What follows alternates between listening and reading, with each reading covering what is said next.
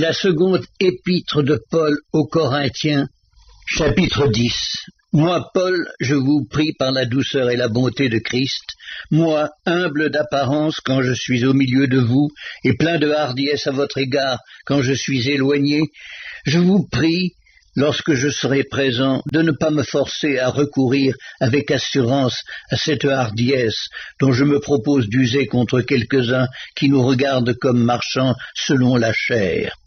Si nous marchons dans la chair, nous ne combattons pas selon la chair, car les armes avec lesquelles nous combattons ne sont pas charnelles, mais elles sont puissantes par la vertu de Dieu pour renverser des forteresses. Nous renversons les raisonnements et toute hauteur qui s'élève contre la connaissance de Dieu, et nous amenons toute pensée captive à l'obéissance de Christ. Nous sommes prêts aussi à punir toute désobéissance lorsque votre obéissance sera complète. Vous regardez à l'apparence.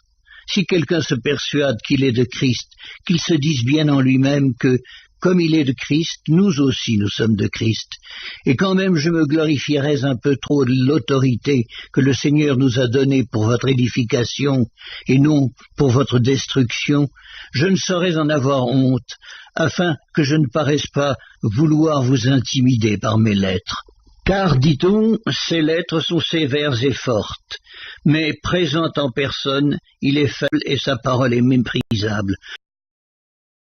Que celui qui parle de la sorte considère que tel nous sommes en parole dans nos lettres étant absents, tel aussi nous sommes dans nos actes étant présents.